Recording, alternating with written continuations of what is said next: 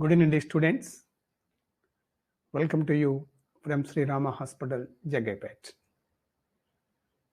In yesterday's class, we learnt about the carcinoma of the rectum, the clinical manifestations,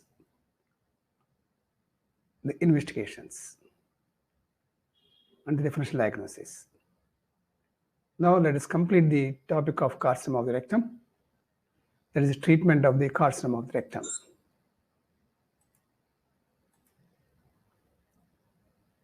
So the treatment of the carcinoma of the rectum is just like the treatment of carcinoma of the colon. Already we have studied about the management of carcinoma of the colon, as the rectum also is part of colon, but because it is anatomically in a different location, because of its different relations, we are studying it as separate, apart from colon cancer.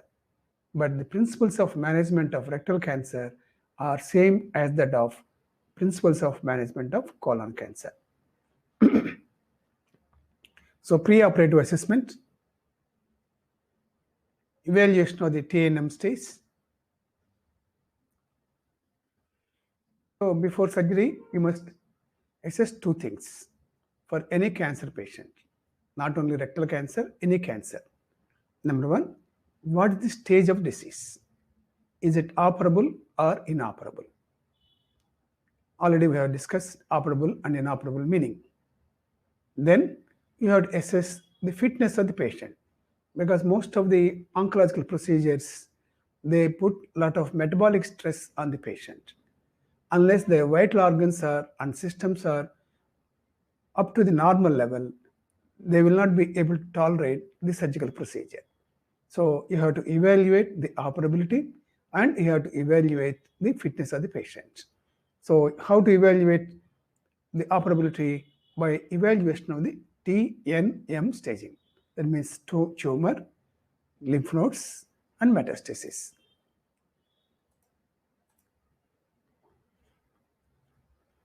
So treatment depends upon the stage of the disease and fitness of the patient. For stage 1 disease, that means T1 and T2 lesions,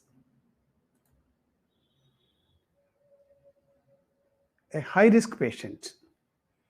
High-risk patient means a patient who is unfit for a major surgical resection.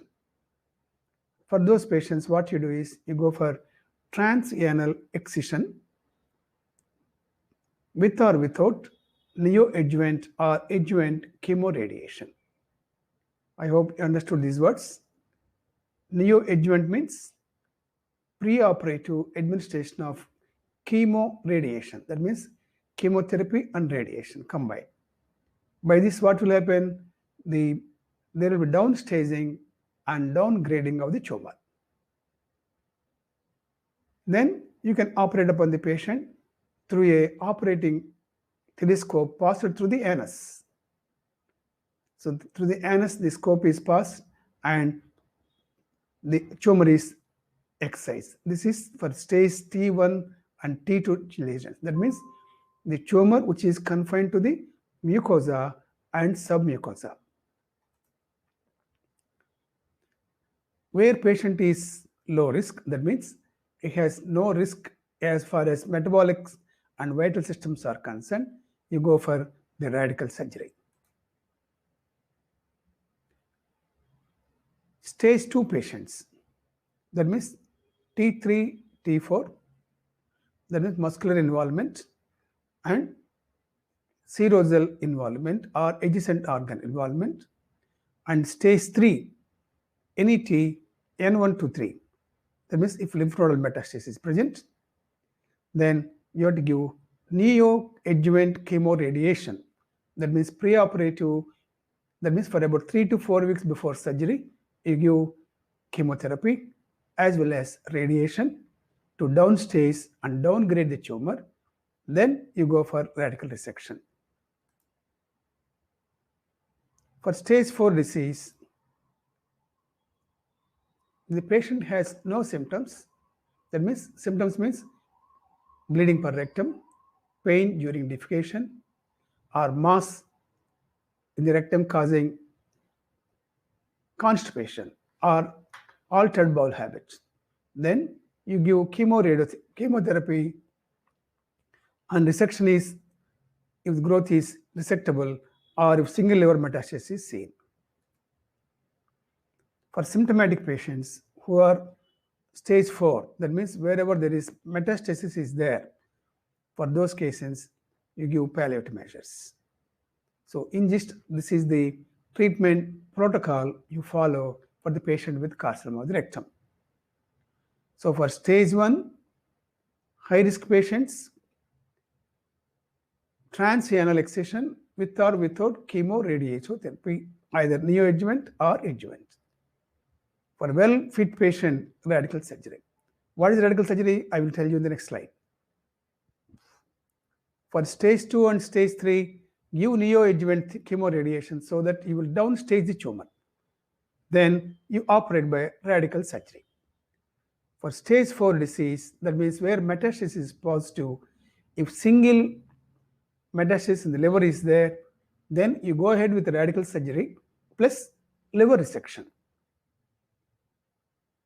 If the patient is having symptomatic problems like constipation, but it is inoperable because it has fixed to the surrounding structures, there are widespread metastasis, that means M+. Then what you do, you just relieve the constipation by doing colostomy. That is palliative operation. So this is the protocol you follow for cancer rectal treatment. Preoperative preparation, same as for large bowel surgery. That means you give antibiotics for about 5 days. You give only liquid diet for 2 days, and you give Picolax. That is osmotic diuretic which flushes the colon the day before surgery. 2 days before surgery, you give Picolax to purge the colon and to wash the colon. Principles of radical surgery. What is the radical surgery principle? You remove the tumor.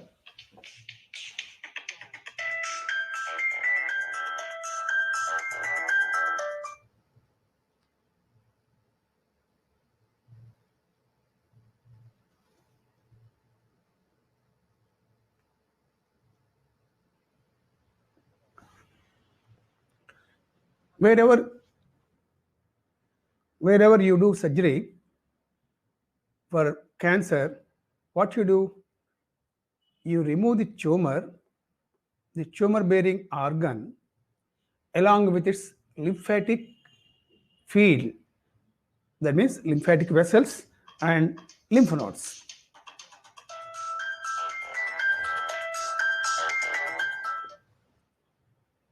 So the tumor-bearing organ, the lymphatics, and the nearby lymph nodes. All these things are removed en masse. That is the principle of radical surgery for any tumor. For cancer rectum, you have to remove the rectum plus the lymphatic field. So what is the lymphatic field? The lymphatics, we have seen in the previous class that the lymphatics pass in an upward direction. Lower side, they do not pass more than 1 centimeter. So most of the lymph flow is only in an upward direction. If you raise a question why it doesn't go downwards, there is no answer for that. That it has been observed that the carcinoma of the rectum spreads by lymphatics in an upward direction. That means you have to remove all the lymphatics in the upward direction up to the inferior mesenteric artery pedicle. Lower one, you just go below 1 centimeter or 1.5 centimeters below is adequate. And these lymphatics, they pass in the areolar tissue that is there around the rectum. And that areolar tissue is called the mesorectum. So what you have to do, you have to remove the rectum along with all the areolar tissue that is there around the rectum. So you have to clear all the tissue that is there surrounding the rectum, not only the rectum, the surrounding areolar tissue must also be enclosed in the resection. And this resection must go in an upward direction. The lymphatic field must be there up to the inferior mesenteric artery. That means we have seen 3 groups of lymph nodes. Around the rectum, one first group, those are called the pericolic lymph nodes. Then along the blood vessels, those are called the intermediate group of lymph nodes. Then along the origin of, at the origin of inferior mesenteric artery, they are called the central group of lymph nodes. So these 3 groups of lymph nodes has to be removed. So you have to include the mesentery of the sigmoid colon up to the inferior mesenteric artery. And the rectum has to be removed completely, and 1 centimeter below the tumor, up to that you have to excise. So that is the principle of radical surgery.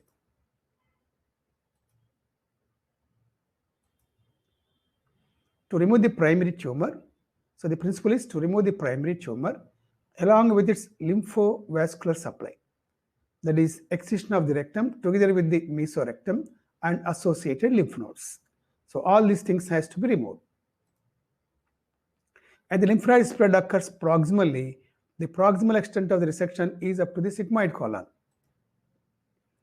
High proximal ligation of the inferior mesenteric lymphovascular pedicle to include N3 nodes. N3 nodes means the central nodes. And the distal spread is not present. Rectum is excised at 2 centimeters below the margin of the growth. Okay, this is the levator trine muscle. This is the rectum. Now, if the rectum can be divided into 3 parts, 1/3, 1/3, 1/3, upper 1/3, middle 1/3, and lower 1/3. So, if the tumor is there in the upper 1/3, that means what you can do? You can remove the rectum 2 centimeters below that. That means roughly it includes the middle 1/3. So you have to cut the middle 1/3, remove middle 1/3 of the rectum, upper 1/3 of the rectum, and sigmoid colon. You have to ligate the inferior mesenteric artery and remove all the peritoneum connected to the rectum and sigmoid colon. So that is for upper 1/3 tumors. Then what you do, once you remove this one, lower 1/3 rectum is remaining. So bring the descending colon and anastomosis to the rectum. That means you are doing colorectal anastomosis. So for upper 1/3 tumors, this is the radical surgery. For middle 1/3 tumors, okay, you come 2 centimeters below the growth and transect it. That means roughly you have to include the lower 1/3 of the rectum also has to be removed. Okay, so lower 1/3 of the rectum is removed. That means lower 1/3, middle 1/3, upper 1/3 of the rectum and sigmoid along with the mesentery of the sigmoid up to the inferior mesenteric artery is removed. Now what you do? You anastomose the descending colon to the anal canal directly. So you anastomose the descending colon to the anal canal. That is for middle 1/3 tumors. If the tumor is in the lower 1/3, you have to come 2 centimeters below the growth. So when you are coming for 2 centimeters below the growth means you have to remove the levator trine also. You have to remove the part of the anal canal also. So when you remove the part of the anal canal and remove the levator trine muscle, there is no sphincteric mechanism. That is why even if you do anastomosis of the colon to the remnant of the anal canal, that won't do the function. That will be a completely incontinent anus. So patient will be dribbling fecal matter from perineum. So in that case, what you do, you remove the whole rectum and anal canal and you end up with colostomy. Take the descending colon and keep it as colostomy outside. So for colon surgery, for the rectal surgery, the type of radical surgery depends upon the site of the tumor. For upper 1/3, radical excision followed by colorectal anastomosis. For the middle one-third lesions, you do radical excision of the rectum followed by coloanal anastomosis. For the lower one-third rectal tumors, you cannot do the anastomosis to the stump of anus. That is why what you do is you do colostomy and remove the whole of the sigmoid, rectum and anal canal. So this is the principle. I hope this is clear to you. Now we'll go to the principles. The anorectal ring is at 3 centimeters from analwards. Hence, growths above 5 to 6 centimeters from analwards can be removed and continuity can be established. So this anorectal ring or levator muscle is at 3 centimeters from analwards. So you add 2 centimeters for that. That means it comes to 5 centimeters. So roughly tumors which are situated about 5 centimeters above the anal verge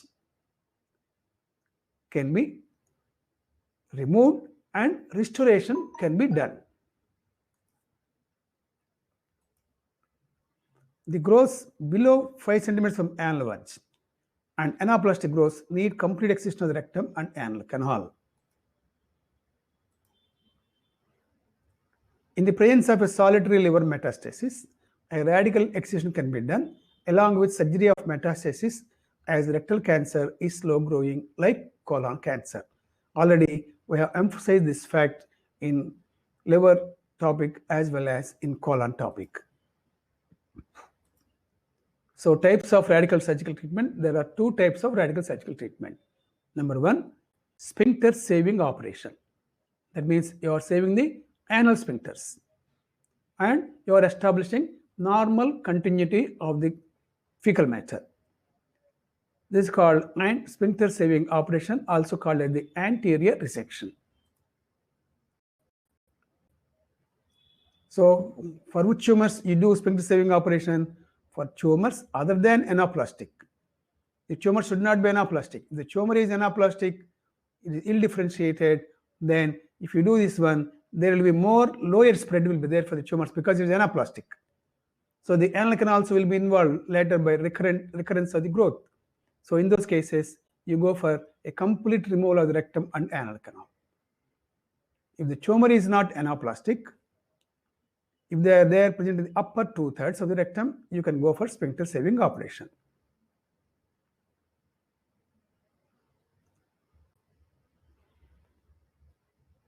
Of course, for this one, you need not bother.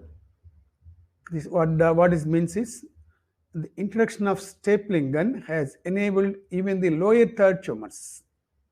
The tumors which are situated 2 centimeters above the anorectal ring can to be treated by a sphincter saving procedure. Whatever it is, the tumor must be 2 centimeters above the anorectal ring. So if the tumor is at 2 centimeters above the anorectal ring, means you can remove up to the anorectal ring and do the anastomosis to the anal canal directly. So this anastomosis to the anal canal can be done only with the help of a stapler. So first procedure is the sphincter saving operation, which is done for the upper 2/3 tumors. The second procedure is the abdominoperineal excision of the rectum with a permanent colostomy. That means complete excision of the rectum and anal canal. So anal canal is removed from perineum and rectum is removed from abdomen. So surgeon first has to do the abdominal dissection, separate the rectum, sigmoid, cut the sigmoid colon, put the descending colostomy. Then he has to come to the perineum and then you have to operate upon the perineum to remove the anal canal. So once he cuts around all the anal canal sphincters, so once he cuts the levator muscle, then automatically the whole rectum which was separated earlier in abdominal dissection can be pulled out through the perineum. So the surgeon is performing surgery by 2 approaches, abdominal approach and later perineal approach. So this operation is called the abdominoperineal resection of anorectum. So for this, what the patient will have, ultimately the patient will be landing with permanent colostomy. So this is done for lower third tumors of rectum without lower margin clearance of 2 centimeters. And of course for all anaplastic tumors, because there is high chance of local recurrence in those tumors. Wherever the tumor is there, you do resection of rectum and anal canal.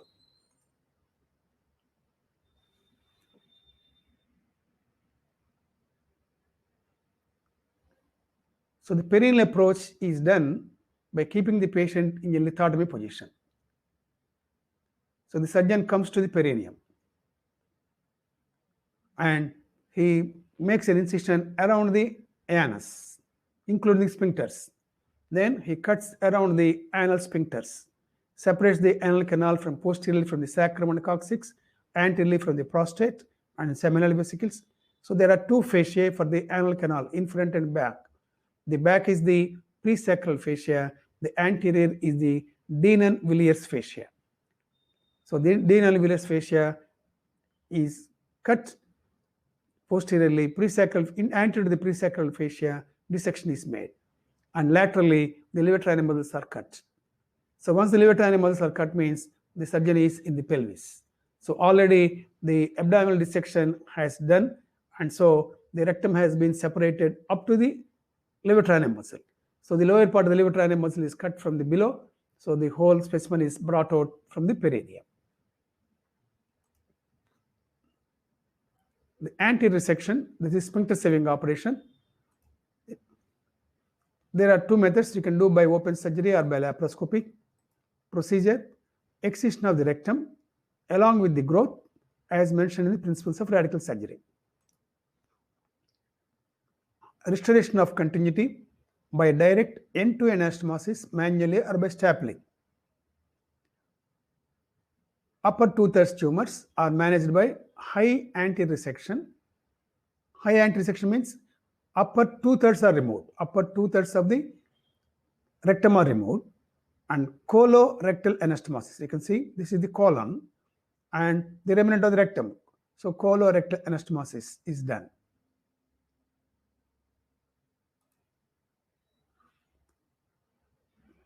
The lower one-third tumors are managed by low anterior section, that means by doing colo-anal pouch anastomosis. So for lower one-third tumors means if there is lower border 2 centimeters clearance is there. If 2 centimeter clearance is not there, they should go for total anal and rectal excision.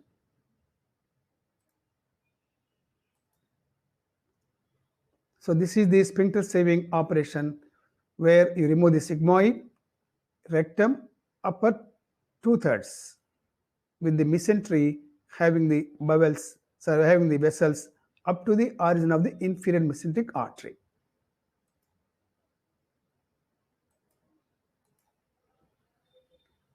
Abdominoperineal resection. That means this is excision of the rectum with anal canal. Indications: lower margin of tumors within 2 centimeters from the anorectal ring. Anaplastic tumors. The pelvic colon is brought out as terminal pelvic colostomy after excision of the rectum and anal canal. So you remove here the sigmoid, the rectum, and the anal canal, and including the mesentery up to the inferior mesenteric artery.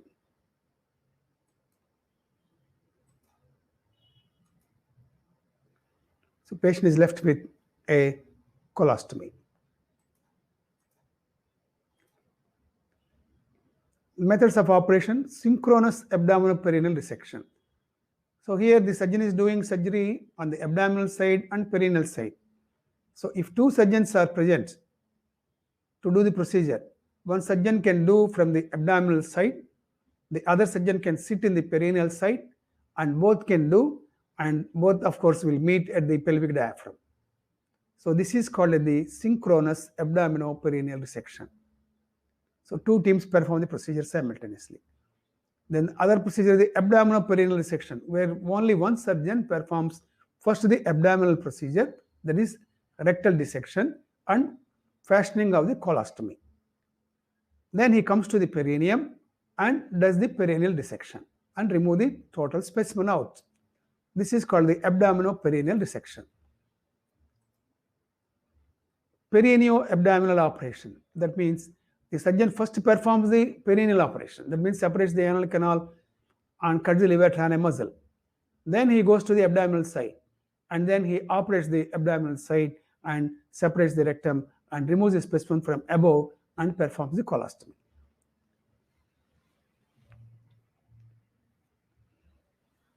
The colostomy is done for the descending colon. The end of the descending colon, that is done as colostomy.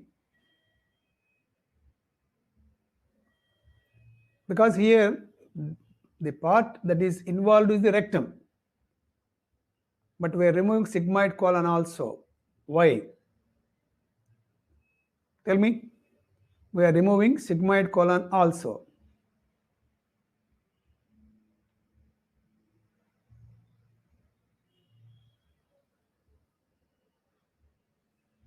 Why do we remove sigmoid colon? Because, yes, good. Because the lymphatics of the rectum drain in the upward direction. So in an upward direction, as much of organ as possible has to be resected. That is why the sigmoid colon also is removed. And the sigmoid colon is being removed, so we do only the colostomy. So if the pelvic colostomy was mentioned, means it is by mistake it was mentioned, I will correct it. Complication of this procedure: injury to the autonomic nerves, that is pelvic plexus formed by fusion of hypogastric nerves with nervi urgenti during posterior dissection, causing bladder and sexual dysfunction. More extensive radical operations: when growth has spread to the contiguous organs, the radical operation is extended to remove these structures also. That means if the rectal growth has involved the uterus or the vagina, in males if it is involved the prostate or the urinary bladder, so those organs are also included in the resection. In the male, if bladder is involved, cystectomy and resection of the rectum is done. In female, hysterectomy plus excision of the rectum is done. If the bladder base is involved, then a procedure called pelvic exenteration is done. In pelvic exenteration, all the pelvic organs together with interiliac and obturator group of lymph nodes is done, and urinary diversion is done. That means the bladder is removed, the rectum is removed, the urethra is removed, the prostate is removed, and the ureters are placed onto the skin as ureterostomy. So this is called the pelvic exenteration.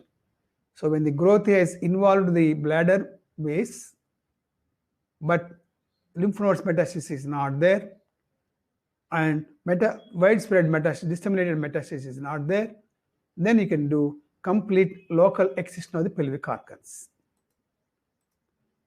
Palliative treatment: surgery and radiotherapy depending upon the symptoms of the patient, and chemotherapy. For obstetric cases, you can go for endoscopic stenting. The surgery is transanal excision, laser destruction. So what is the problem with the rectal cancer? This is done only for inoperable cases where tumor has widely disseminated, where you cannot, even radical surgery, even if it is done, is of no benefit to the patient. So in those patients, what you do, you just remove the tumor mass so that it is not obstructing. So the main problem of the patient is constipation because of the obstructing growth.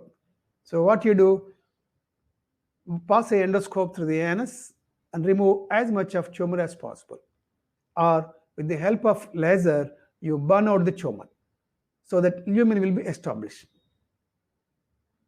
Or if tumor is higher above, you can remove the tumor and do the colostomy.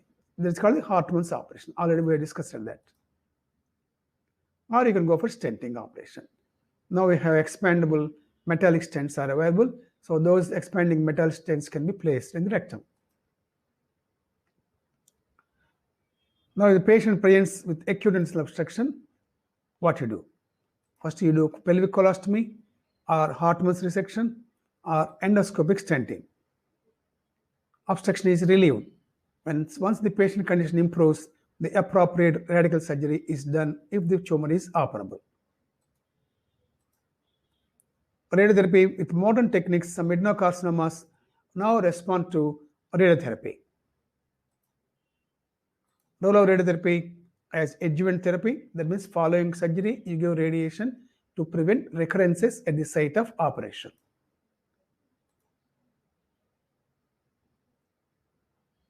If you give radiotherapy before surgery, that is to downgrade and downsize the T4, T3 tumors.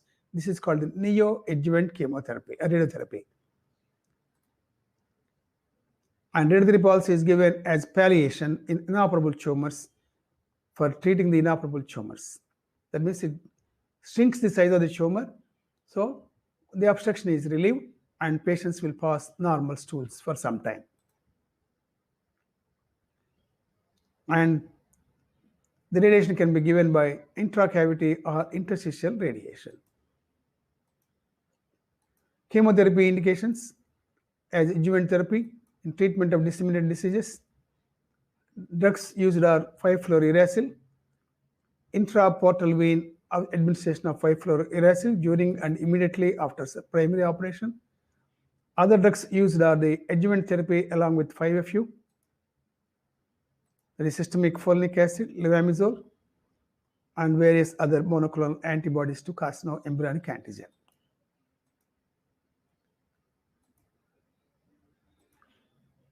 Of course, we have already discussed about the transanal endoscopic microsurgery for T1, T2 lesions. Prognosis of carcinoma of the rectum. Stage 1, 80 to 90% prognosis. Stage 2, 60 to 76%. Stage 3, 30 to 40%. Stage 4, only 4 to 7%. Carcinoembryonic antigen. This is a tumor marker for colon cancer. It is useful in monitoring the disease for recurrence and for evaluating the prognosis. Carcinoid tumor of the rectum. It is slow growing. Carcinoids more than 2 centimeters are malignant. Metastasis late. Treatment: local excision if less than 2 centimeters. Resection of the rectum if the growth is malignant. Summary of management of carcinoma of the rectum. So patient's presentation is as altered bowel habits, mucus and blood per rectum. So these are the main symptoms. You do digital rectal examination. This is also called the per rectal examination. Proctoscopy. If they are not giving any indication, because proctoscopy and per rectal examination can evaluate tumors that are there only in the lower 1/3 and upper 1/3 tumors. The finger cannot go into the upper 1/3 of the rectum. So upper 1/3 tumors cannot be evaluated by digital rectal examination and by proctoscopy.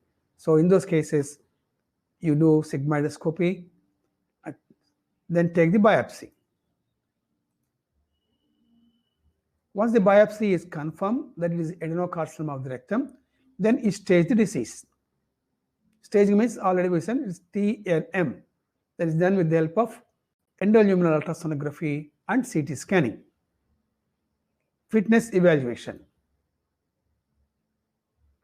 Sometimes patients may come to you with acute intestinal obstruction.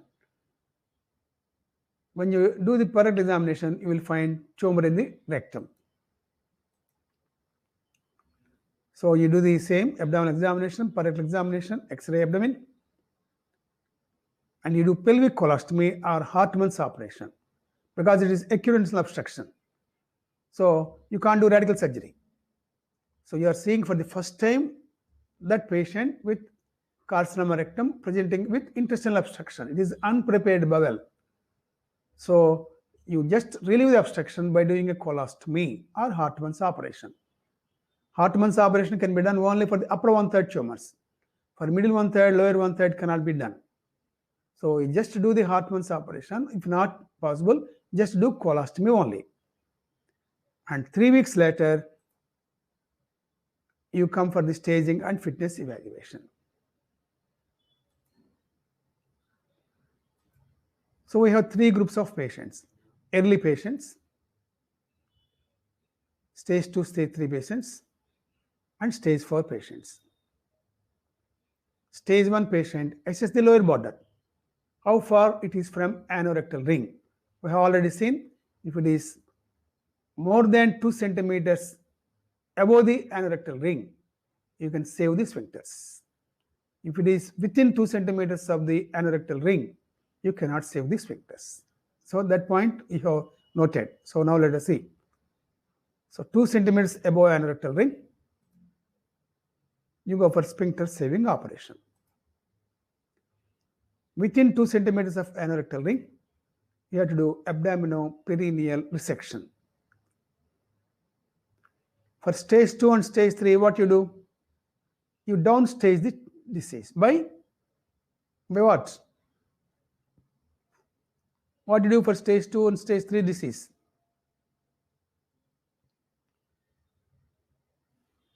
Yes, very good.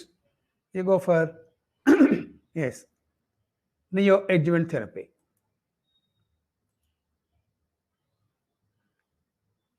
So you do neoadjuvant chemoradiation, later treat them like stage 1 disease. Stage 4 means it is widespread metastasis. So only you give palliation. Palliation can be Hartmann's operation, laser destruction, transanal excision, radiotherapy, chemotherapy, or immunotherapy. So this is the summary of management of rectal cancer. I hope it is clear to you. Then carcinoma of the anal canal. Above the dentate line, it is visceral mucosa. Below the dentate line, the anal canal is lined by squamous, stratified squamous epithelium. So there are 2 types of cancers will develop. Above the dentate line, they are all the visceral type of cancers. Lymphoma, mucoepidermoid carcinoma. So below the dentate line, it is skin cancer. Squamous cell carcinoma, basal cell carcinoma, basaloid carcinoma, and melanoma. So the same cancer which occur in the skin, they occur in the anal canal. So this is the dentate line. Squamous cell carcinoma, it just presents like squamous cell carcinoma elsewhere on the skin. So it is the commonest tumor. You can see a proliferating mass. Etiology, anal warts in HIV cases. Following radiation given for pruritus ani. Sometimes, probably in the track of a long-standing fistula in ano and in Crohn's disease of the anal canal. Basal cell carcinoma, same as elsewhere. Basaloid carcinoma, this is also known as cloacogenic carcinoma and is form of non-keratinizing squamous carcinoma. It is highly malignant. It is not sensitive to radiation. Melanoma. It presents as a bluish black soft mass which is confused with a thrombotic pile. So we have seen perianal hematoma where there will be a clot in the perianal region. Similarly, there will be a blackish pigmented nodule in the anal canal. It spreads early by lymphatics and bloodstream. It is radio resistant and has a very poor prognosis. Then mucoepidermoid carcinoma, the tumor arises near the squamo-columnar junction, that is on the dentate line, and is of average malignancy and is radiosensitive. Lymphomas, this may rarely affect the anal region with widespread lymphomatous condition. Clinical features, incidence is 2% of colorectal cancers, age 50 to 60 years. Clinical presentation, rectal bleeding, mucous discharge, tenesmus, sensation of lump in the anus, a change in the bowel habit, mass in the inguinal region due to metastatic lymph nodes. Treatment of squamous carcinoma of the anal canal, tumors of anal verge, wide local excision with a margin of at least 2.5 centimeters, inguinal node involvement after excluding secondary infection by FNSC, block dissection of one or both groins is done. For large inflating lesions, abdominal perineal excision, removing the growth and perianal area widely. So if the tumor is involving the whole anal canal and sphincters are also involved, so wide excision means you have to remove the sphincters also. So when you are removing the sphincters, there is no question of continence. So in those cases, the best thing would be to do a colostomy and remove the total anorectum. If the inguinal nodes are involved, a radical dissection of the groins is also done. Radiotherapy alone can be used for selected small tumors by external beam, interstitial and intracavity techniques. Chemoradiotherapy is preferred initial therapy for all anal canal tumors. A combination of 5-FU and mitomycin is given for 1 week, followed by radiotherapy for 3 to 7 weeks. If there is a residual tumor, an abdominal perineal section is performed later. In frail patient with an advanced lesion, a colostomy is done.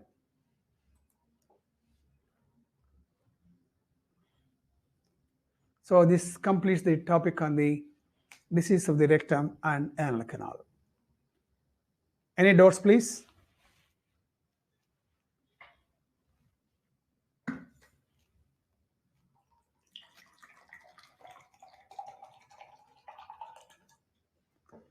If you have no doubts, we will go to the topic of the disease of the appendix.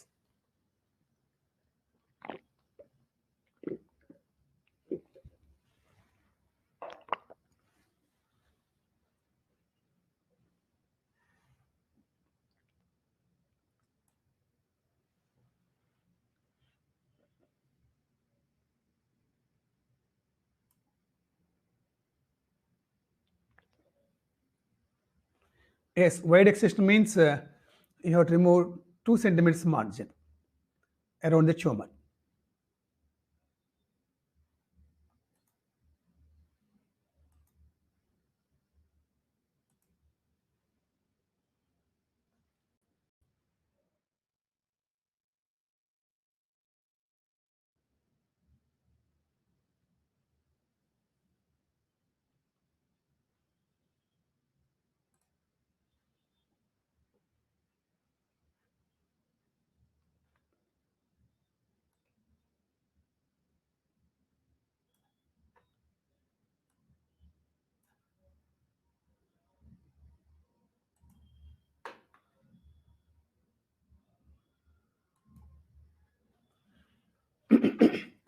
Okay, now we'll go ahead with the topic of the disease of the worm-form appendix.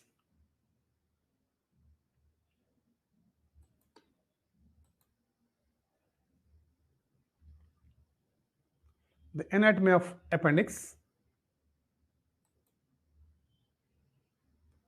Appendix means literally it means annexum, a part attached to the main structure. The main structure is the alimentary tract, something is attached to it. So there is an annex to the colon. So this is the whole colon and this is the annex. So that is why it's called the annexum or appendix.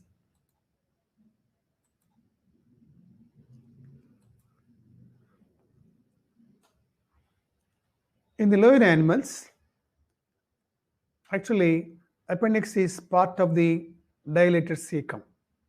So this is the cecum and this continues down at the appendix. And it participates in digestion. In the herbivorous animals, it is well developed and it has an enzyme called cellulase. So with this cellulase enzyme, cecum and appendix cause digestion of the cellulose matter. That is why the animals can take a lot of leaves and they get energy from those leaves. But when we take leaves as food, so they are helpful only as a fiber and relieves the constipation. And bowel evacuation will be good with the large fiber foods. But we don't derive the carbohydrates from the cellulose. because we don't have that enzyme to break down the cellulose in the leaves. Of course, leaves can have other elements like other minerals and vitamins may be there. So they will be there available for us. But the energy source, carbohydrates, can be made from cellulose. So cellulose can be converted to glucose. That process is not there in human beings. It is there only in animals. I hope why it is not there in human beings, you can understand. Why? Because God has thought that if human beings were given the cellulase enzyme, then there will not be a single plant on the earth. So they eat away everything. So the whole earth will be seen as a bald brown structure. So no beauty will be there. So to preserve the beauty of the earth, God has taken away that cellulase enzyme from our intestines. That's why earth is still appearing little bit green, though not as green as when the God has created it. We have destroyed much of it. So without cellulase enzyme, it is like that. If it is, for example, with cellulase enzyme means it would have been in a different fashion. So appendix is a tubular structure and it opens into the posterior wall of the cecum just below the ileocecal valve. This is the ileocecal valve, and below that it has the opening. It's called the appendicular orifice. It has a mesentery. Through the mesentery, it gets the blood supply. The vessels are called the appendicular vessels. They supply the blood supply to the appendix, and you can see here the mesentery is there only for the proximal part of the appendix. The distal part of the appendix has no mesentery. Then what will happen to the blood vessel? The blood vessel runs in the mesoappendix. Where mesentery is not there, then it runs in the wall of the appendix. So this point you have to remember. Why? In acute appendicitis, there will be swollen appendix. When the appendix swells, it becomes turgid. So any blood vessel in this wall will undergo thrombosis because of its stretching and turgidness. So this terminal part where it has appendicular artery in its wall will suffer, becoming gangrenous. This part which is having the appendicular artery in its mesentery will not become gangrenous early, but the tip becomes gangrenous early in acute appendicitis because of this reason. Of course, there are peritoneal fossae around the cecum and appendix, that is inferior ileocecal fossa, retrocecal fossa, and superior ileocecal fossa. So sometimes appendix may be there in these fossae. So this is the mesoappendix with the appendicular artery.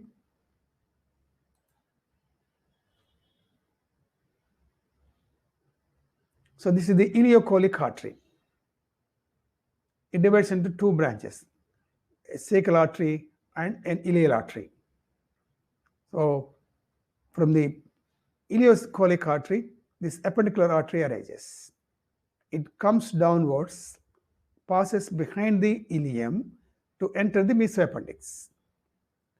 And in the mesoappendix, it gives off branches to the appendix and ultimately runs in the wall of the appendix. This is called the intramural course of the appendicular artery. So this is the appendicular artery. In some individuals, there is an additional artery. Not only the appendicular artery, there is one more artery that comes from the posterior cecal artery. So that gives off a branch to the appendix. And this particular artery is called the accessory appendicular artery of Seshachalam. So Seshachalam was a professor of anatomy in SV Medical College about 40 years ago. So he has described this particular artery. So it goes by his name. And actually, in many of the medical colleges in Andhra Pradesh, this particular specimen will be there. cecum with appendix and accessory artery of Seshachalam.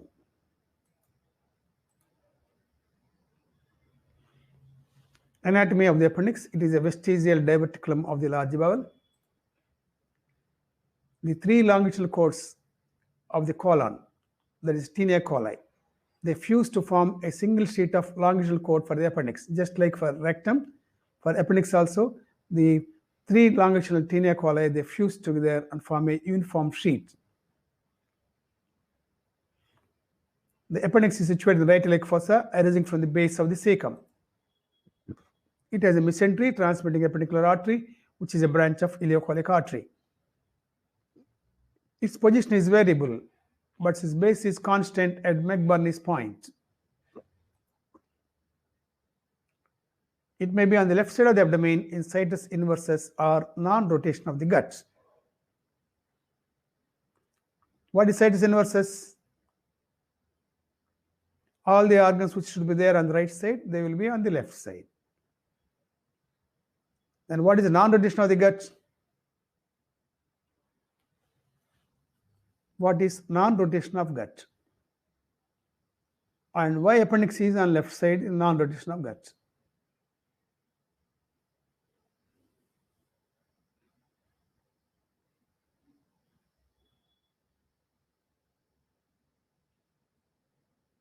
Already we have studied about this non-rotation of the gut. Okay, good. No anticlockwise rotation of the midgut during rotation. So it stays on the left side. Very good. So what is this McBurney's point? McBurney's point is situated like this. You take a point on the anterior superior iliac spine and a point at the umbilicus.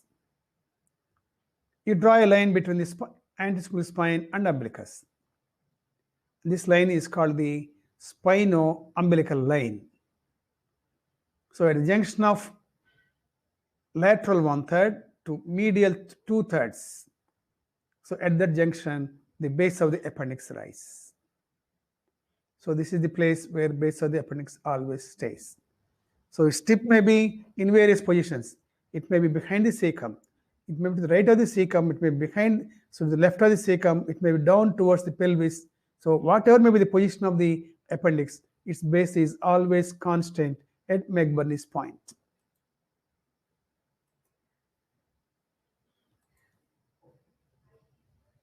Position of appendix in relation to cecum.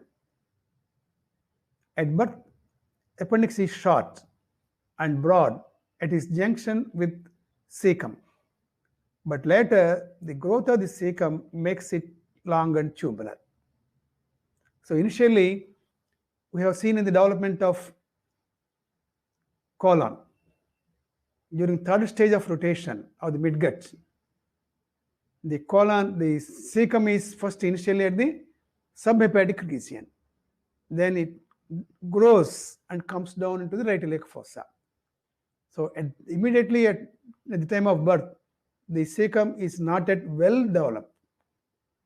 So what happens? It develops still more. That means it increases in size, thickness, and diameter, and it rotates. So by that, the appendix becomes long and tubular. Continued growth of cecum in childhood rotates the appendix into retrocecal and intraperitoneal position. In 25% of the cases, rotation of the appendix does not occur and results in pelvic, subcecal, or paracecal positions. Defect in second stage of rotation may result in non-rotation of the gut with appendix in left iliac fossa, not right iliac fossa. You can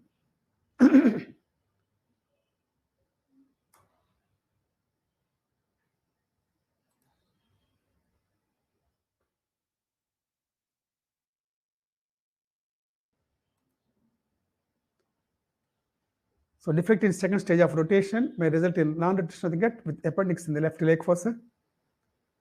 Defect in third stage of rotation of midgut may result in subhepatic cecum and appendix.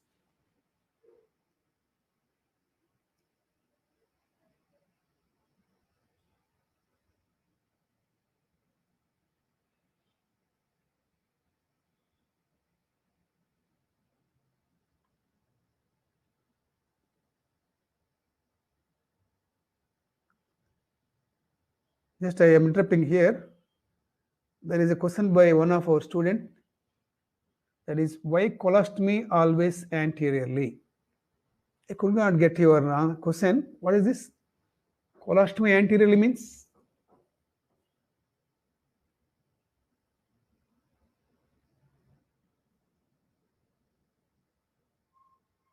No, I could not understand your question.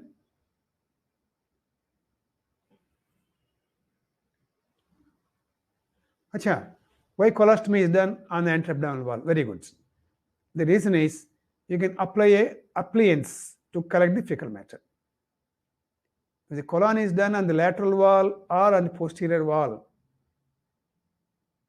it is difficult to put a appliance there. So always, whenever you do colostomy, you should have a bag to collect the fecal matter, and that bag should be watertight. There should not be any leakage.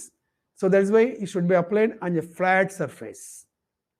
If the surface is curved, like lateral abdominal wall, flank, so you cannot apply the appliance conveniently there without any spillage or leakage.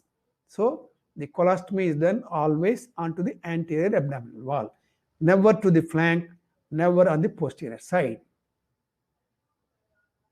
I hope it is clear. Okay, let's come back here. These are the positions of the appendix. Normally, it is situated retrocecal in about 75% of the cases. And the other positions being pre-ileal, post-ileal, pelvic, subcecal, and paracecal. So these are the other positions of the appendix. So variations in position of appendix.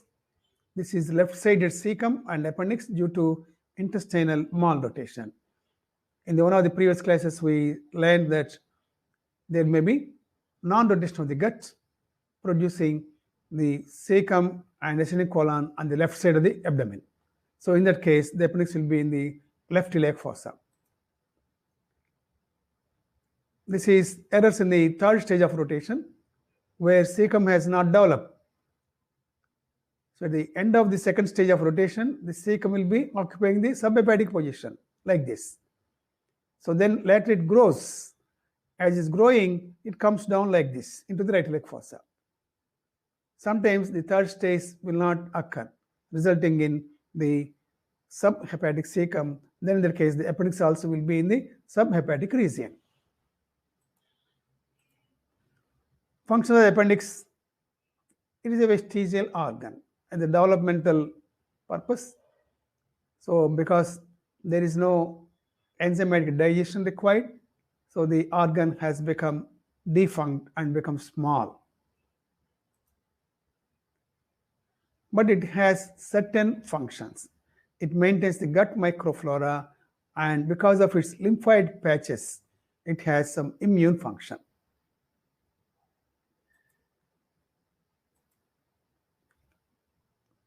The histology of the appendicular wall is same as that of the colon. In addition, it contains Kulczewski cells or the argentine cells, and these cells are responsible for congestion of the argentophenoma or the carcinoid tumor. Congenital anomalies, they are rare. There is agenesis and duplication.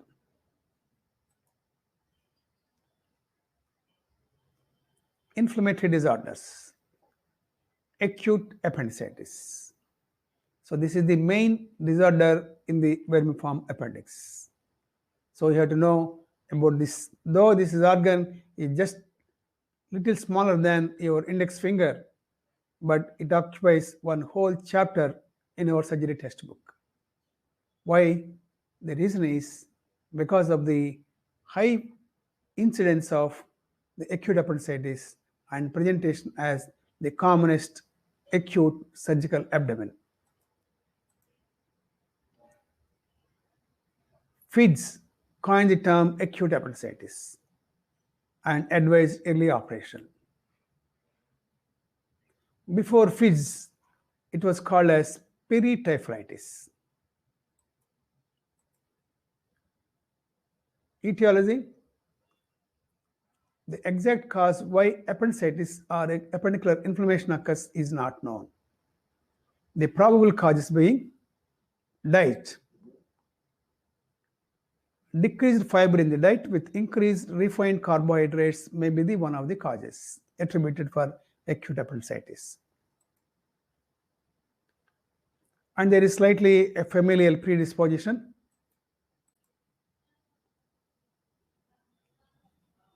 Any obstruction of the appendix,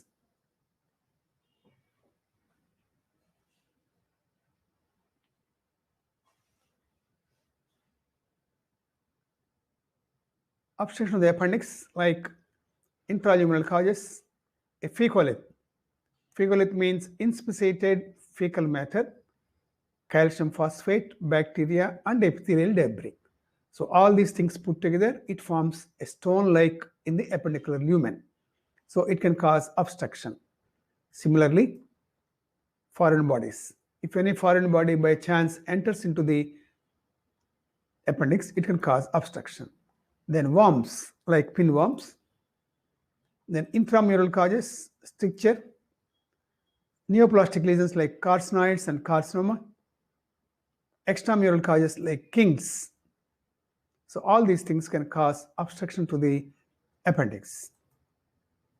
Pathology: it is appendicular inflammation. FIDS has coined this word appendicitis. Before FIDS, I said it was called as perityphlitis. Why? Because before FIDS, if a patient comes with pain in the right iliac fossa, acute pain, vomitings, so the patients were treated by conservative measures, not by surgical measures. So on conservative measures, what will happen? After some time, there will be a thick mass will form. Because the appendicular inflammation resolves, all the bubbles there in the right iliac fossa, they mat together. Greater momentum comes and wraps around the appendix and forms a thick, tender mass. So surgeons thought that the whole process is occurring because there is inflammation around the cecum. Typhlitis means inflammation of the cecum. Perityphlitis means around the cecum inflammation is there. So they were not able to pinpoint that the cause is in the appendix. They thought that there is inflammation around the cecum, and in this inflammatory process the appendix is swollen. That is what they presumed. That's what they used to call it as perityphlitis. FIDS, what he did was, he did surgeries for those acute right iliac fossa pains. And there he found that the appendix is very much swollen, inflamed. So he, after studying few cases like that, then he come to the conclusion that it is not perityphlitis, it is acute appendicitis. So what are the types of inflammation?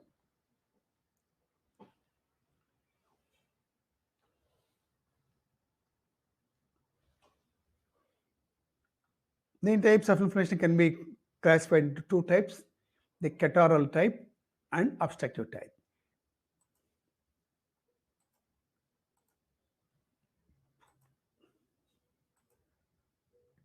What will happen to the appendicitis, how it progresses? The appendicular inflammation can spread locally.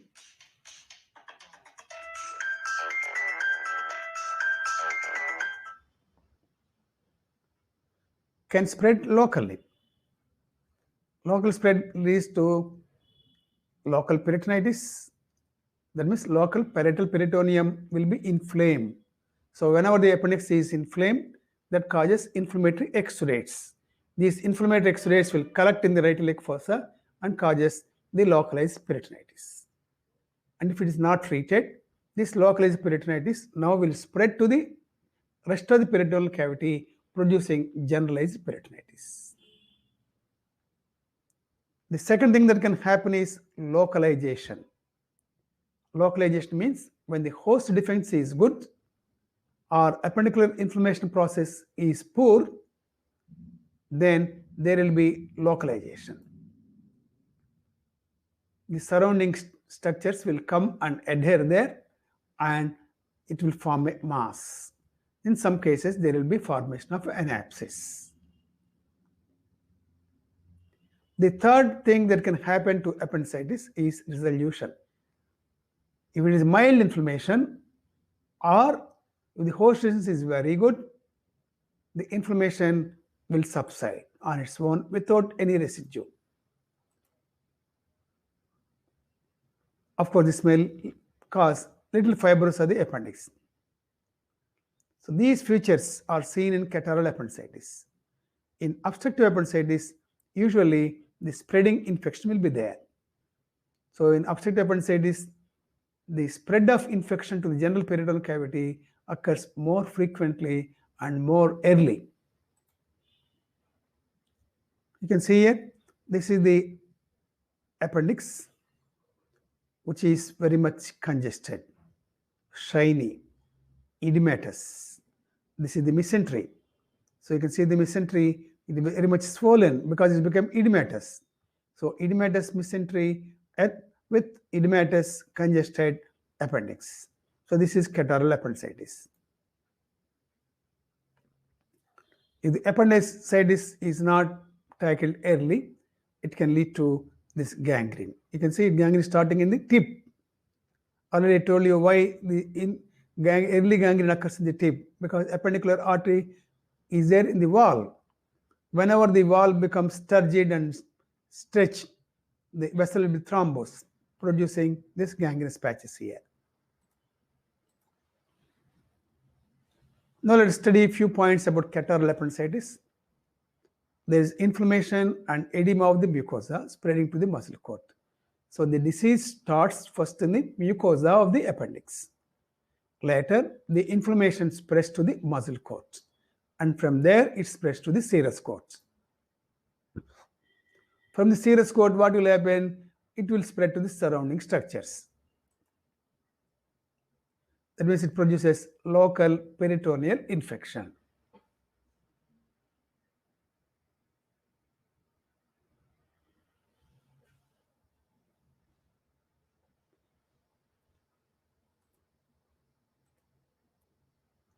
Then general peritonitis. Local peritonitis leads to general peritonitis. This is how the spread occurs. Method of spread by gradual transmural spread. Intramural edema causing occlusion of the terminal part of the appendicular artery. So when intramural, that means in the wall edema. Whenever the edema occurs in the wall, what will happen to the appendix? It gets swollen. It gets stretched. The appendicular artery runs like this in the wall. So it longitudinally runs. It is like this. It gives off branches. The branches come from the appendicular artery. They go around the appendix in a circumferential manner. Whenever the appendix is swollen and very much stretched, what will happen to the blood vessels? These blood vessels are also elongated because they are going like this circumferentially. So when they get elongated, their lumen becomes narrowed. So whenever their lumen becomes narrowed, the blood flow becomes reduced. And reduced blood flow along with surrounding inflammation produces vasculitis. This vasculitis causes thrombosis. Or even without thrombosis also, when the vessel is elongated, the diameter becomes reduced, and that can cause the decreased perfusion of the appendix, and it causes gangrene. So the inflammation from the catarrhal appendix can spread directly from the mucosa to the serous cords,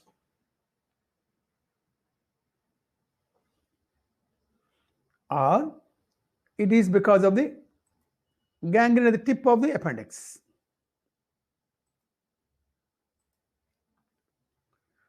So once perforation is there, there will be spreading peritonitis. So this is the intramural artery. So intramural artery becomes occluded, or its branches become occluded. What are the factors responsible for spreading of the infection? Number one, abuse of purgatives. What will happen? Usually the patient will have pain in the abdomen. So the patient says that he is having a lot of pain in the abdomen. So someone in the house will say, this is indigestion pain. People always feel that pain can come because of constipation. They call it as indigestion. So how to relieve indigestion? By purgation. So they give a purgative. So whenever purgative is given, there will be vigorous peristalsis of the whole bowel. So this peristalsis will cause spread of inflammatory exudates from right iliac fossa to whole of the peritoneal cavity. So that is how the peritoneal infection can spread. So the dictum is, whenever a patient is having acute pain abdomen, a purgative or laxative should not be administered. The other factor for spreading of infection is due to perforation of the appendix. So if the appendix perforates, all its contents will gush into the peritoneal cavity, producing the spreading peritonitis. Extremes of age, small children and elderly people, they are more prone for spreading of infection. Why so? The reason is, in small children, the greater momentum is not well developed. In any inflammation of the abdominal cavity, if some organ is inflamed, the appendix will go there and adhere there. So once the large fold of peritoneum or greater momentum adheres to that particular place which is inflamed, the inflammation will be contained in the leaves of the greater momentum. It won't go beyond the greater momentum. In children, this greater momentum is very small. So it cannot go up to the right iliac fossa and cover the appendix well. That is why appendicular inflammation exudates, they spread along the bowels and they spread to the other parts of the peritoneal cavity. Why in the elderly? In the elderly, the vessels are already sclerosed. A sclerosed vessel is more prone for thrombosis whenever there is vasculitis and for occlusion. So there are early chances of gangrene will be there in elderly people. Similarly, if the appendix is in pelvic position, because it is not in midst of the bowels, so it is more likely to spread its infection across the peritoneal cavity. The other factor is previous abdominal operations, which limit the mobility of the greater momentum, because greater momentum will be adherent to the scar, previous scar. So it is not mobile. So it cannot reach the right iliac fossa to enclose the appendix and to contain the infection. Actually, greater momentum is called as the policeman of the abdomen. So wherever there is inflammation, if there is gallbladder inflammation, it goes and covers it. Appendicular inflammation, it goes and covers it. If small liver tear is there, bleeding, so greater momentum will go and then cover there. So like that, wherever some inflammation is there, the momentum will go and adhere there. And the other factor for spreading of infection is decreased host resistance due to diabetes mellitus, HIV, or immunosuppressive therapy, like steroids or cancer chemotherapy patients. They are more vulnerable for spreading of the infection. Localization of the infection. When host resistance is good, the fibrinous exudate collects on the serous surface of the appendix. Because there is fibrinous exudate, that fibrinous exudate will cause gluing of the adjacent bowels to the appendix. And greater momentum also gets glued there. So whenever the appendix is being glued by surrounding organs, surrounding viscera, so the infection gets contained within this mass of adhesions. So this forms an appendicular mass. Sometimes there may be the pus in between the or within the mass. Then it's called the appendicular abscess.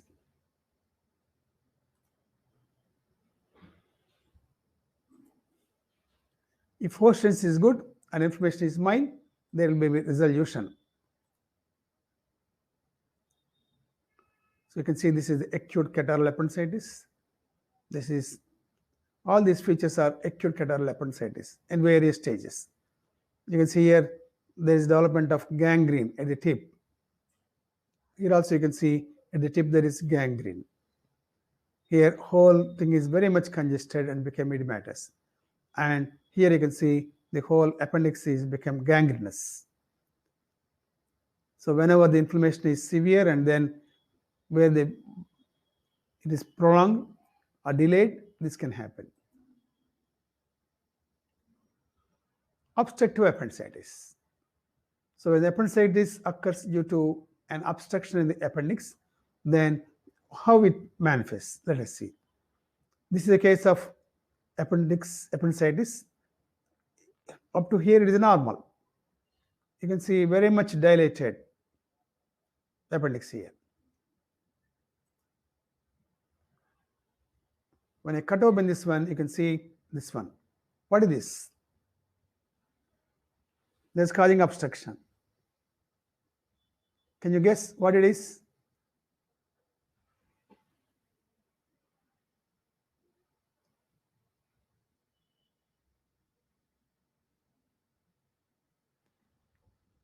Actually, it is not a stone. Fecal matter is like a stone. This is called the fecalith. Yes, that's called the fecalith. So fecal concretion. From the cecum, some of the fecal matter enters into the appendix. And by the peristaltic activity of the appendix, all this fecal matter will be again propelled into the cecum. Sometimes what happens is, if there is some stasis of the fecal matter in the appendix, its water gets absorbed by the appendicular wall. So the fecal matter gets inspissated and it stays there. It won't get emptied for a long time. So then there will be deposition of the calcium salts. And the routine, regularly the epithelium will be debriding. So every 3 or 4 days, the epithelium denudes. A new epithelium occurs in the alimentary tract. So all this denuded epithelium also, debris also will collect in this mass. And this gets solidified. So this is called the fecalith. So this fecalith can cause obstruction to the lumen of the appendix and can cause an obstructive appendicitis like this. So this is the fecalith, just looking like a stone. So whenever there is an obstruction to the appendix, there will be distension of appendicular lumen distal to the obstruction. We have seen that in the previous photograph. This causes raised intramural tension. This causes gangrene of the appendicular wall. Whenever gangrene is there, it can perforate. And this produces peritonitis. So gangrene formation and perforation occurs, the sequence of events occur very early. In catarrhal appendicitis, it takes about 48 hours to develop gangrene. In obstructive appendicitis, it takes about 6 to 10 hours only to occur gangrene. So usually obstructive appendicitis manifests with generalized peritonitis because it's occurring early. So before the intestines come and glue there, before the momentum comes and wraps there, perforation occurs because of over distension. So whenever distension is more, there will be more chance of gangrene and perforation and leading to acute generalized peritonitis. You can see here this is a case of obstructive appendicitis with the whole thing has become gangrenous. This is also the same thing. So catarrhal appendicitis, they can undergo resolution with fibrous at the tip. Sometimes it can result in mucocele. We already studied about mucocele in relation to gallbladder. What is the mucocele of gallbladder?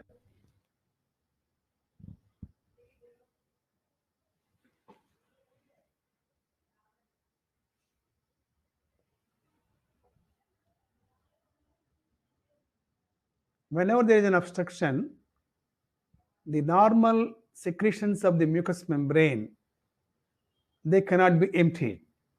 So that is why distal to the obstruction, there will be distension. What is mucocele of mucocele? What is mucocele? We have studied about mucocele in relation to gallbladder. So tell me, what is mucocele?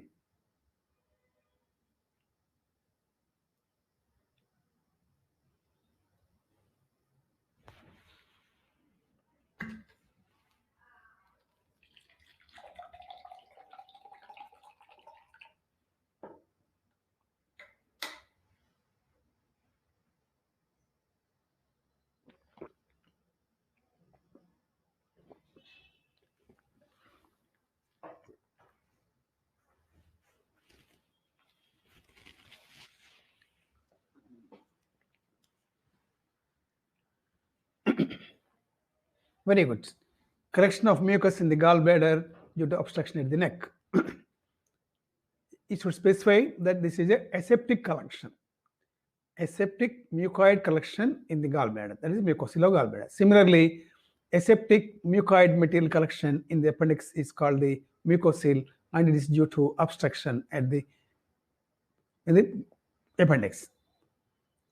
The catarrhal appendicitis can form appendicular mass. It can lead to appendicular abscess. It can have gangrene and perforation, of course, after 48 to 72 hours, and that may lead to generalized peritonitis. Obstructive appendicitis can cause gangrene early, peritonitis, rarely resolution, and rarely mass formation. So what did you understand here? Obstructive appendicitis is dangerous. It should be tackled early. It should be diagnosed early. So in the clinical features, please follow the clinical features and just see whether you can make out obstructive appendicitis by clinical features so that you can act very fast to deal with the case. Otherwise, patients will go into generalized peritonitis. What is the problem with generalized peritonitis? We will study tomorrow or day after tomorrow. Peritonitis produces a lot of metabolic changes. It produces septicemia. It produces fluid electric disturbance. It produces toxemia. So many things will be there. So all these things we will discuss in the peritonitis topic. So generalized peritonitis will produce a lot of morbidity, and sometimes if untreated can lead to even mortality. So clinical features of acute appendicitis. Incidence, it is the commonest cause of acute surgical abdomen in young adults. Age, rare in infants and commonly seen in young adults.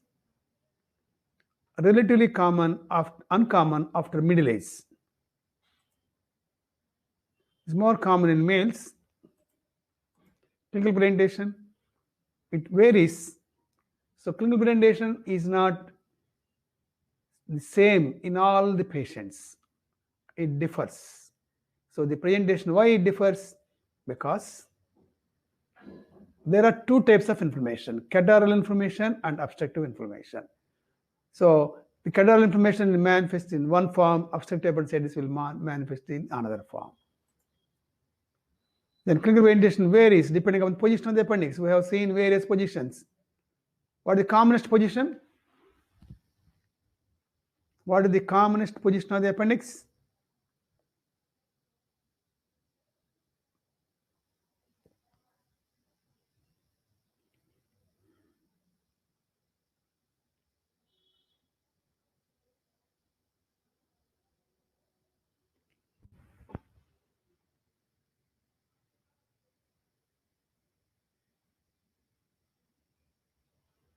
What about others? Just I want to check whether you are following the class or not. What is the commonest position of the appendix?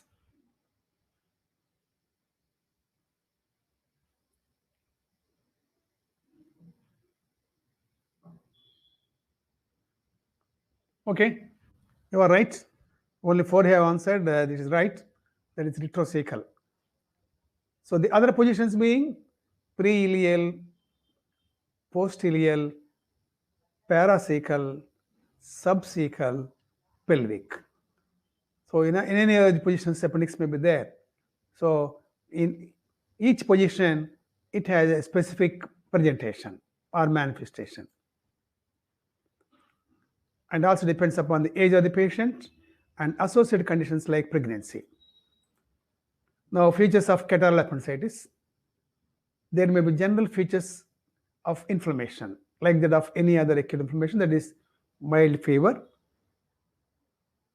malaise, tachycardia.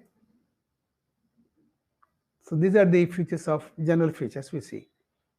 Then local features. So what we have seen in pathology, the inflammation starts in the mucous membrane. It gradually spreads to the muscle cord. From there it goes to the serous cord. At the serous cord there will be fibrinous exudates. So all these things to develop, it takes about 48 hours. So before the fibrinous exudate, what is happened to the peritoneum of the serous cord? It is inflamed. And this is in contact with the parietal peritoneum of the right iliac fossa. So it will be contiguous spread will be there to the parietal peritoneum. So there will be parietal peritonitis. So the local features depend upon this pathology. So symptoms are shifting pain, nausea, vomiting, signs, localized tenderness, guarding. Okay, what is this? Let us see. Shifting pain. Initially, there will be pain in the umbilical area. Later, the pain shifts to the right iliac fossa. Why there is pain in the umbilical area? You tell me. Already we studied about that. Yes. Appendix is a midgut organ. So the midgut pain will be always felt in the umbilical region. So patients will have pain in the umbilical region. Then once the inflammation spreads to the serous cord and causes localized peritonitis, the parietal peritoneum is inflamed. So because of the parietal peritoneal inflammation, there will be pain in the right iliac fossa. So the pain shifts from umbilical region to the right iliac fossa. So this takes about 6 to 8 hours. Then there may be feature of nausea and vomiting. Why nausea and vomiting? There will be associated reflex pylospasm. Because of the enteric nervous system, the stomach gathers information through efferent impulses from the enteric nervous system. So wherever there is inflammation, automatically the pylorus undergoes spasm. Why pylorus should undergo spasm? Some organ is inflamed, so it wants rest. So if the bowel is contracting normally, bowel is propelling the food normally, then the particular organ will suffer the most. So to prevent their suffering, what the pylorus will do is it undergoes contraction, spasm. So the food can't go down the duodenum. So there will be reverse peristalsis. So with this reverse peristalsis, patient gets nausea, and if there is food already in the stomach or patient has taken some food, means he will get vomiting. So stomach is like a big brother, protects the other viscera in the abdomen. So this reflex pylospasm, there is nausea and vomiting. So the symptoms are mainly shifting pain, nausea and vomiting. What the patient will vomit? He vomits what are the contents that are there in the stomach, that only he will vomit. What contents will be there? The food eaten by the patient before. So whatever he has eaten that, so it is vomited. So whenever there is pain in the abdomen with some vomiting of undigested foods, so naturally the patient feels that he is having some indigestion. So the treatment for indigestion in the patient's words is to have a laxative or a purgative. So patients will take purgative for that reason. On examination for this patient, you will notice tenderness. So due to local peritonitis and swollen and turgid appendix, tenderness is felt in the right iliac fossa with maximum point of tenderness at the McBurney's point. The base of the appendix is always constant. So that's why usually the tenderness is better elicited at the McBurney's point. Rebound tenderness, already I described about rebound tenderness. So in mild peritonitis, whenever you press your hand when the patient is taking expiration and suddenly leave it, so there will be bouncing of appendix against the parietal peritoneum and it produces a sudden severe pain. That is called rebound tenderness. So due to rubbing of the surface of the parietal peritoneum and the inflamed appendix, patient feels the pain. Cough test. Ask the patient to have a cough. So whenever the patient coughs, the abdominal wall moves. So the abdominal contents also move. So the inflamed appendix now moves against the parietal peritoneum, which is inflamed. So that produces pain again. So this is just like rebound tenderness. Guarding. What is guarding? Reflex spasm of the overlying muscles. Why there is guarding? Whenever there is parietal peritoneal irritation, the muscles overlying the inflamed parietal peritoneum will have the guarding. So what muscles will be there overlying the parietal peritoneum? Lower abdominal muscles usually. And this all depends upon the position of the appendix. For example, the appendix is in the pelvic position. So pelvic position means where it will be there? It will be falling over the lateral wall of the pelvic wall. So the lateral wall of the pelvis is having obturator internus muscle. So there will be contraction of the obturator internus muscle.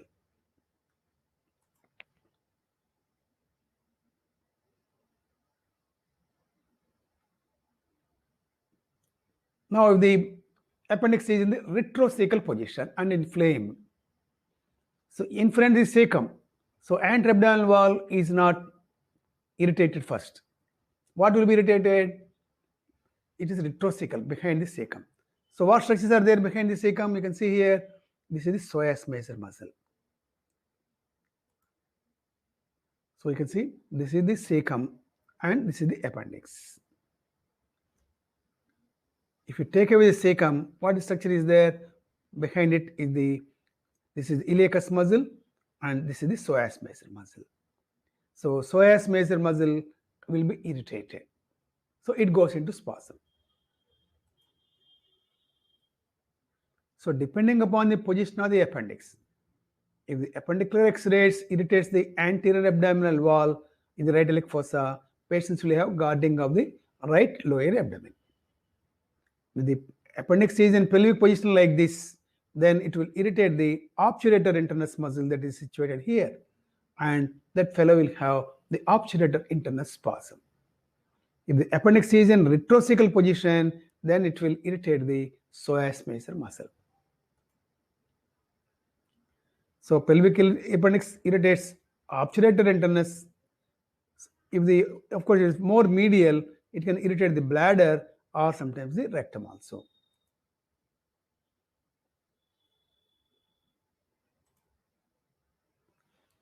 Retrocecal irritates the psoas major. Subcecal, pre-ileal or post-ileal irritates the anterabdominal wall, and the pre-ileal and post-ileal can irritate the ileum also. So guarding is due to reflex spasm of the overlying muscles. In paracecal, ileal and pelvic appendicitis, guarding is felt in the right iliac fossa. In retrocecal appendicitis, reflex spasm of the psoas muscle occur. So what is function of psoas major muscle? What is function of psoas major muscle?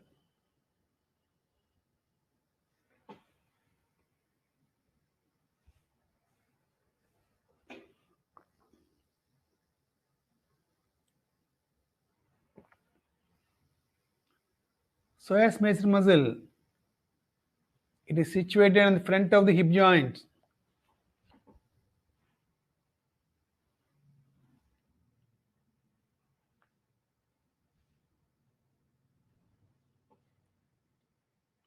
Iliopsoas muscle, it is a powerful flexor of the thigh. It is a flexor, it is not an extensor. It is there on the anterior side. The muscle contracts. What will happen? The thigh will be flexed. It is not extended. How can it extend? If the muscle is there on the back, when it's contracted, it pulls it back. There will be extension. The muscle is on the front side. So when it contracts it. So there will be flexion only. There is not extension. It is not an abductor. It is a flexor. So that is why the muscle undergoes spasm.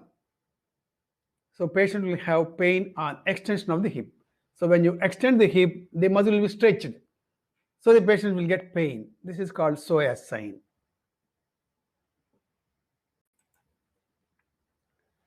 In pelvic appendicitis, the obturator internus muscle is spastic. So there will be pain on the internal rotation of the hip. So what is the function of the obturator internus? It is external rotation. So when you do the opposite thing, there will be stretching of the obturator muscle. So that is why patient will have pain. So this is called Cope's obturator test.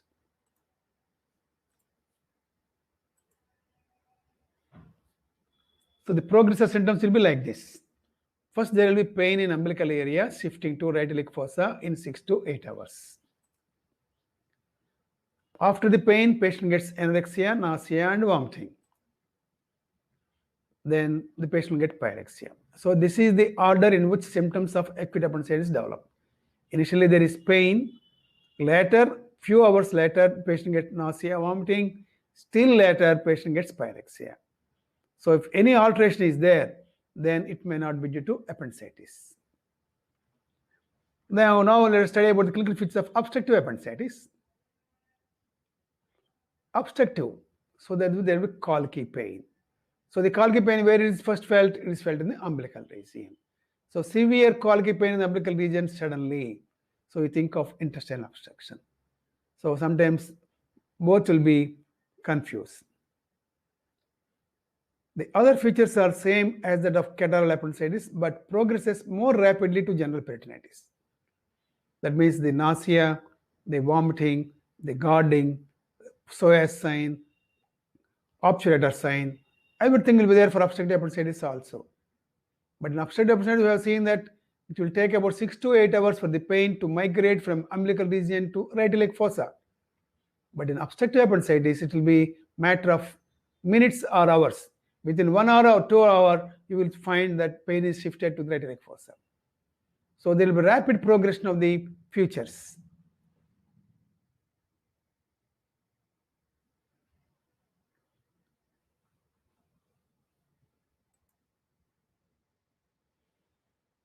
So the psoas test means, I repeat again, it is pain on extension of the hip. Extension means it is passive extension. It is not active extension. Passive extension means you ask the patient to keep his hip relaxed. You hold his thigh and you push it backwards. That means you have to extend his hip. That means you have to make his thigh go backwards. This is passive extension, I say. So similarly, obturator test also, it is rotating the thigh internally by the examiner, by the surgeon, not by the patient. So if the surgeon does it, it is passive rotation. If the patient does it, it is active rotation. So there will be pain on passive extension of the hip joint. It is not flexion, it is extension. Whenever passive it is extended, what will happen? For example, this is flexion, this is extension. When you hold the thigh, and push it like this backwards. This muscle will be stretched. So this is the psoas major muscle. So when you do it like this, the psoas major gets stretched. So they will get pain. Then atypical clinical presentation, pain of visceral or somatic may dominate without other element of pain. The shifting pain is present only in 40 to 60% of the individuals. The remaining patients, there is no shifting pain. They have either only umbilical pain or only the right iliac fossa pain. This occurs usually in retrocecal position because in retrocecal position, the inflammatory exudates, they do not escape to the anterior abdominal wall. So there is no pain in the right leg fossa. They have pain in the back.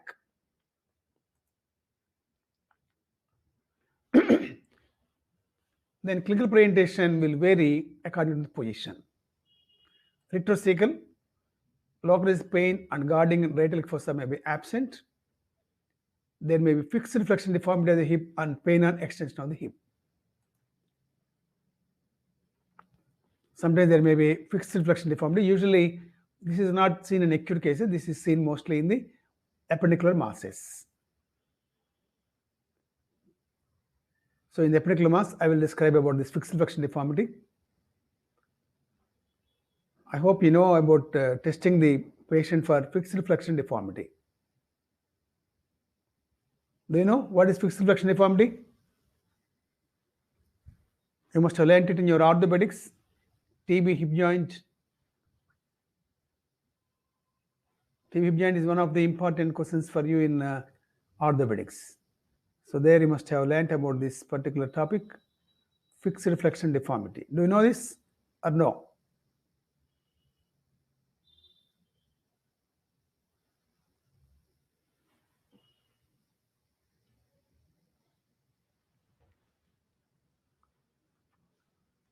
Fixed flexion deformity means, I will tell you here.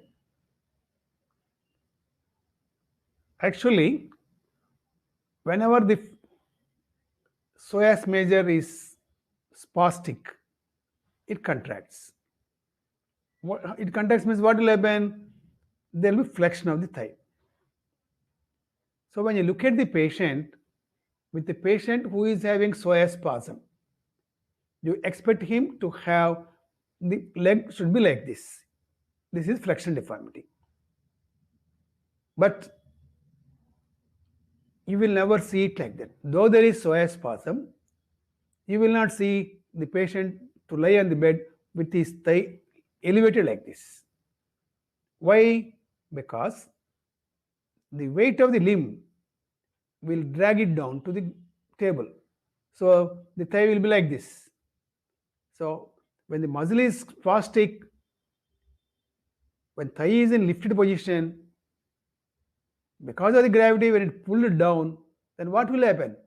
The spine will compensate. The spine will undergo a curvature. So there will be increased lordosis of the spine. So this increased lordosis of the spine will compensate, and the patient will now keep the limb flat on the table. So when you examine the patient, you will see the limb to be flat on the table. So by looking at it, you will see that there is no psoas spasm.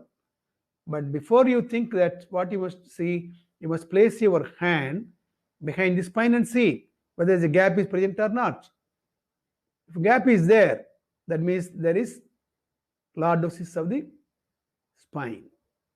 So then what you should do, you should hold the other limb, not the affected limb. You hold the left lower limb and flex it passively into the abdomen. You push it like this. So when you push this down like this, this curvature now becomes flat and straight. So once the spine became straight, then automatically the limb rises to the position in which it should be there. So this is called Thomas fixed flexion deformity test.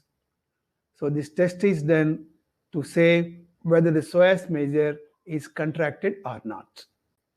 So in retrocecal appendicitis, because of the irritation of the psoas major muscle, it can undergo spasm. The spasm is severe, patient can develop this fixed flexion deformity. This is how you elicit the fixed flexion deformity. In pelvic appendicitis, there may be strangling. So whenever there is irritation to the bladder, whenever bladder is irritated, what will happen? The bladder wall will be inflamed. So whenever the bladder wall is inflamed, what will happen? The detrusor muscle will undergo spasm. So whenever the detrusor muscle undergoes spasm, what will happen? The capacity of the bladder decreases. Even for small quantity of urine, there will be reflex hyperspastic contraction of the bladder muscle. So if, for example, unless a person gets 300 to 400 ml of urine in the bladder, that fellow doesn't get the sensation of urination. But when the bladder muscle is inflamed, even for 40 ml or 50 ml of urine, the patient gets the sensation of micturition. So the muscles will become hyperreflexia. So the patient goes to the bathroom every 5 or 10 minutes, but passes one small quantity of urine, and that will be accompanied by pain because there is contraction of the bladder muscle, and it is inflamed bladder muscle. Inflamed bladder muscle, whenever contracting, it produces a lot of pain. So that is called strangury. Strangury is intense, painful desire to micturate with passage of few drops or few ml of urine, sometimes blood stain. That is strangury.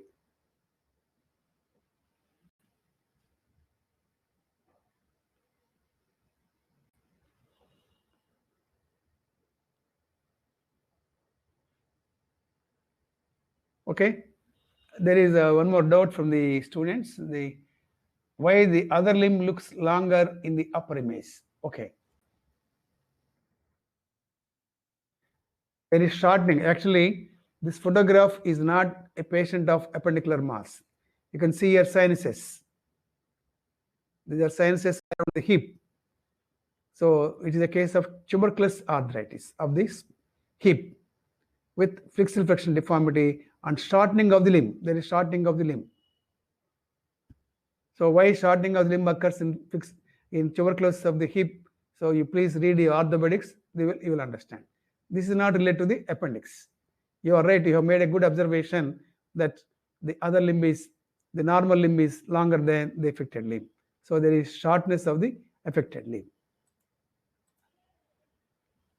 Okay, in pelvic appendicitis, there will be strangury. If rectum is irritated, there will be tenesmus. The same thing in rectum. Painful, intense desire to defecate, often passing mucus with blood staining. Tenderness may be absent in the right leg fossa, but may be present just above and to the right of the symphysis pubis. If you do a distal rectal examination or you do Cope's test, that is obturator interest test, then you will elicit tenderness. Pre-ileal or post-ileal acute appendicitis, there will be diarrhea due to irritation of the lower ileum. So we have only few symptoms and few signs, but they are quite variable. So that is why how to arrive at diagnosis.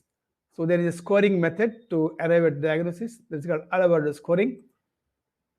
Shifting pain, 1 score. You give score of 1. Anorexia 1. Nausea and vomiting 1. Signs. Tenderness 2. Rebound tenderness 1. Pyrexia 1. Leukocytosis 2. And shifting to left, there is more polymorphonuclear leukocytosis 1. Total score is more than 7. It is highly indicative of acute appendicitis. So this Alvarado has recorded the symptoms and signs in various people, a large section of people with appendicitis. And he has given the scoring, and he has studied and found that if it is more than 7, they will have surely acute appendicitis. Variation in clinical orientation due to age. Infants and children. Infants, there may not be complaint of pain, they will be only crying. So with crying, you cannot understand why they are crying. It may be because of cold, it may be because of earache. There is sometimes upper respiratory infection can cause otitis media. That may produce severe pain, and they will cry. There may be abdominal colic, there may be intestinal obstruction, there may be acute appendicitis, there may be fever with crying. So crying will many reasons. So it is very difficult to elicit. Diarrhea, because appendix is higher up, irritates the bowel loops. In adults, diarrhea occurs only in pre-ileal and post-ileal appendicitis, but in children and infants, diarrhea may be the early symptom. Pyrexia of less than 38.5 degrees centigrade. Early genital peritonitis can occur due to ill-developed greater momentum. Already I told you, in children there is less developed greater momentum, so they are more prone for genital peritonitis. Old people, the muscles are lack and reflexes are dull. Hence, guarding is minimal or absent, but tenderness is present. These people are prone for gangrene and early peritonitis due to atherosclerotic changes in the blood vessels of the appendix. The compromised hemodynamic system may lead to high mortality in old people. In pregnancy, the symptoms may vary. If you read any obstetrical book, you will find that appendix is displaced upwards due to growing uterus, and hence pain, tenderness, and guarding are felt in right lumbar region and more laterally. So this is what the obstetric books say. So because pregnant uterus is growing upwards, it pushes the appendix slightly to the outside, and also it lifts the appendix upwards. It pushes the appendix upwards. That's why the appendicular pain is felt not in the right iliac fossa, the appendicular pain is felt higher above. But in many of the patients, what is observed that pain is felt in one right lower quadrant in most of the cases. Because patient is having pregnancy, the bowels cannot be pushed upwards. And that too, the ascending colon and cecum, they are retroperitoneal, they are fixed structures. The fixed structures cannot be pushed upwards. Why the obstetric books say like that, we do not know. But the thing to remember in obstetrics is the inflammatory X rate may irritate the uterus.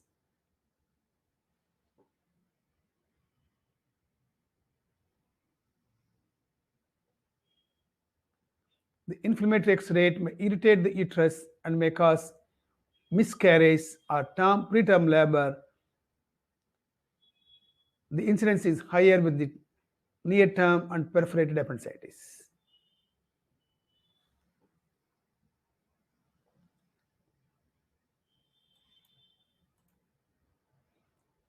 Obese people, it is difficult to elicit tenderness and guarding because of large amount of fat in their abdominal wall. So it is difficult for us to elicit tenderness and guarding. If the patient develops genital peritonitis, what will happen? You just imagine and tell me what features will be there.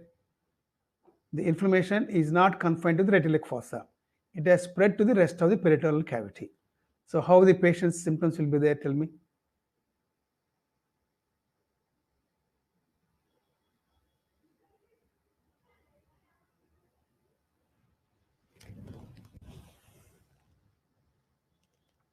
Just imagine and tell me. Very good. Diffuse pain and guarding.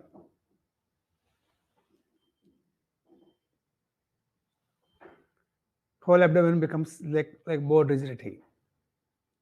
Then, what will happen to the pulse rate and temperature? When only a small area of right iliac fossa is having inflammation, patient is having mild fever. But when the inflammation is spread, what will happen?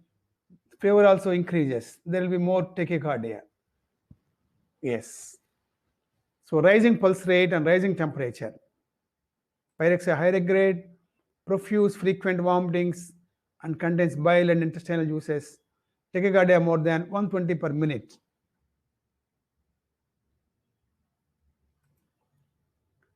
There will be dehydration and toxemia producing oliguria. Local features: generalized tenderness with guarding, abdominal distension with absent bowel sounds because of reflex paralytic ileus. The reflex paralytic ileus produces this profuse, frequent vomiting with bile. Before general peritonitis, in appendicitis, patient has only vomiting once or twice of gastric contents. Once peritonitis sets in, then patients will get bile vomiting. So if appendicitis patient is getting bilious vomiting, it means his condition is becoming bad.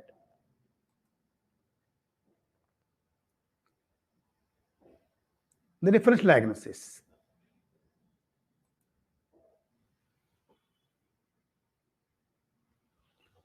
Anorexia is a mild grade of nausea. Vomiting is a mild grade of, nausea is a mild grade of vomiting. So anorexia, nausea, and vomiting are 3 grades.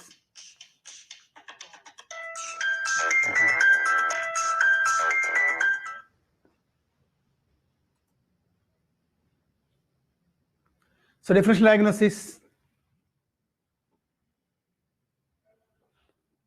Upper abdomen diseases. In fact, acute appendicitis should be differentiated from all the acute abdominal conditions. We have studied almost about 80% of abdominal conditions. So you must be in a position to tell me, what are the acute upper abdominal conditions?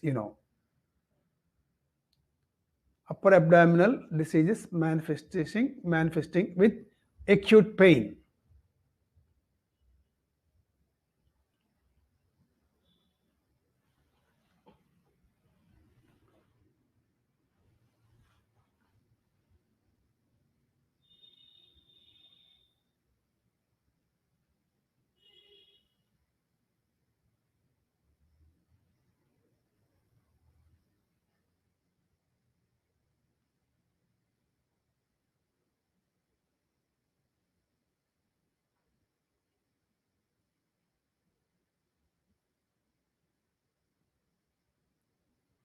It's very good. Peripheral epileptic ulcer. So here the pain first starts in the epigastrium or right hypochondric region. Well localized severe excruciating pain. In acute appendicitis, pain is dull, aching, and diffuse. Tenderness and guarding present over the upper abdomen initially in case of peripheral epileptic ulcer. But in acute appendicitis, it will be in the umbilical region, later in the right iliac fossa. In peripheral epileptic ulcer, sometimes there may be guarding in the right iliac fossa due to fluid passing along the right paracolic gutter. So we have seen this and I have explained this. In peripheral epileptic ulcer, sometimes there will be collection of exudate or fluid in the right iliac fossa, and so patient may manifest with features of acute appendicitis. Then acute cholecystitis, pain felt in the right hypochondric region with radius to the inferior angular right scapula and sometimes to the root of the neck. Acute pancreatitis, illimitable agony and guarding may be absent. Pain radius to the back, associated ileus plus shock may be present. Then this is the lower abdomen. Enterocolitis. Of course, post-ileal appendicitis also may manifest like enterocolitis. So there will be nausea, vomiting, and diarrhea. So in enterocolitis, before pain occurs, patient will have nausea and vomiting. It is associated with colicky pain. There is no well-localized tenderness. There is diffuse tenderness. There is no localized tenderness in the right iliac fossa like that in the enterocolitis. And there is no guarding. Amoebic typhlitis. There is acute amoebic infection of the cecum. Typhlitis means cecum. Cecal inflammation is called typhlitis. There is no shifting pain, no guarding. It may be associated with dysentery. Intestinal obstruction. colicky umbilical pain, no shifting pain, distension, vomiting with visible peristalsis will be seen, guarding only when there is strangulation. Then mesenteric lymphadenitis. This is the condition where, due to viral infection or Yersinia infection, the lymph nodes in the mesentery will be inflamed. This usually occurs in the children. There will be shifting tenderness. So this is contrast to shifting pain. Shifting pain is produced by acute appendicitis. Initially, the pain will be in the umbilical region. Later, pain shifts to the right iliac fossa. But in mesenteric lymphadenitis, what will happen? There is no shifting pain. But when you examine the patient in right iliac supine position, you will find tenderness in the right iliac fossa. Now, when you turn the patient to the left side, the mesentery along with the bowels will gravitate downwards. So, the pain, the tenderness will be felt not in the right iliac fossa, it will be felt in the umbilical region because the lymph nodes have moved towards the umbilicus. So, the tenderness will be there in the umbilical region. So, this is called shifting tenderness. So, shifting pain is present in acute appendicitis, shifting tenderness is present in mesenteric lymphadenitis. So, this is a PG entrance question, shifting tenderness. And there is no associated guarding as in acute appendicitis. Sometimes there may be associated cervical lymphadenitis may be present. Enteric perforation, it manifests during second or third week of enteric fever. Already we have discussed this. Pain is there in the right lower quadrant of the abdomen. There is fits of general peritonitis. Patient is severely toxic. Meckel's diverticulitis. Can you differentiate Meckel's diverticulitis from acute appendicitis or not?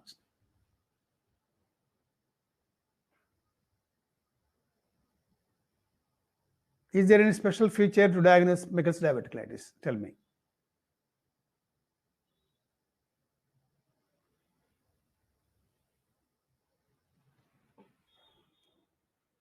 No, Meckel's diverticulitis itself will produce acute pain without intussusception. It is just inflammation. Inflammation itself can cause acute pain.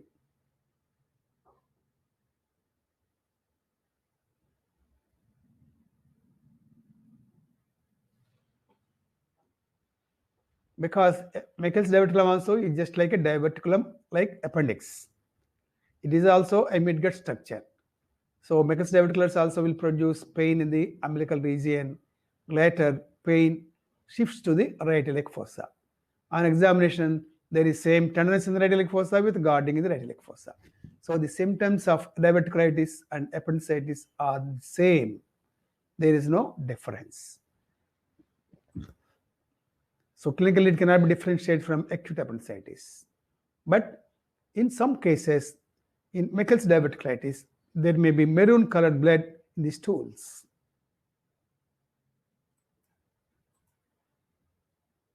Crohn's disease or terminal ileitis due to Yersinia infection. Here, diarrhea precedes pain. There is tenderness without guarding. A tender lump may be palpable in the right iliac fossa due to thickened ileum. Past history with weight loss is present in case of Crohn's disease. Rectus sheath hematoma. So this usually occurs acutely. For example, you think a patient is standing, he wants to lift a very heavy weight. So he bends, lifts the heavy weight and stands erect. So when he's moving like this from the bent position to the erect posture with tightly contracted abdominal muscles. So the muscles will be contracting while he is lifting. So in that case, what happens is there is a vessel, that is the inferior epigastric artery, which goes in the rectus sheath, that gets torn because of friction and produces a big hematoma behind the rectus abdominis muscle in the posterior rectus sheath. So the acute collection of blood there will produce severe pain. So sometimes you have differentiated from that condition. So there will be history of strenuous exercise, pain and mass of rectus abdominis muscle without gastrointestinal symptoms. Then disease of the pelvis, usually female patients has to be considered here. So female patients, genital organs are responsible, salpingitis. Pain is there on both sides of the pubic tubercles. Pyrexia of more than 38 degrees centigrade. There will be history of mucopollen discharge will be there for vagina. And on vaginal examination, you will find tenderness of the cervix and fornices. Ectopic pregnancy also produces pain. So tubal abortion or rupture may resemble appendicitis in the early stages. There is no evidence of shifting pain. History of menstrual period will be there. There is tender cervix. Features of hemoperitoneum may be seen. That is shoulder tip pain and local guarding. Twisted ovarian cyst, pain in the umbilical region or loin, tender mass felt in the fornix. Mittel smudge. Do you have any idea about this mittel smudge?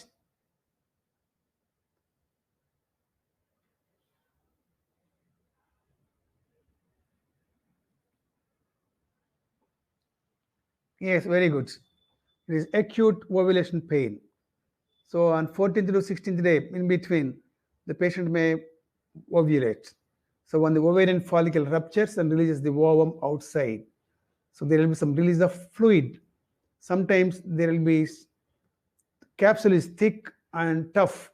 So when it breaks open, sometimes there will be bleeding will be there from the ovarian follicle rupture. That blood will collect in the pelvis. So there will be sudden severe pain in the lower abdomen. And that pain will be there for a few hours, for 1 or 2 hours. Later subsides completely. So during the pain, when you examine, there will be severe pain, there will be tenderness, there will be guarding. So this ruptured ovarian follicle. So pain during 14th to 15th day of menstrual cycle may be associated with syncope sometimes because of severe pain. There may be bleeding PV and lower abdominal pain may be present. Symptoms subside within hours. Disease of retroperitoneum, urinary colic, pain from loin to groin. There is no guarding. Tenderness may be present in the course of the ureter. Dysuria may be present. Then right pyelonephritis. There will be fever with chills and rigor. Dysuria, loin pain with tenderness. Right testicular torsion. There will be pain in the scrotum, refer to the right iliac fossa. Scrotal examination reveals a tender, twisted cord and testis. Neurological, the herpes zoster. In the preherpetic stage, sometimes will produce severe burning pain in the right iliac fossa if it involves T10 and T11 dermatomes. Shifting pain is absent, guarding is absent, marked hyperesthesia of the affected dermatome is present.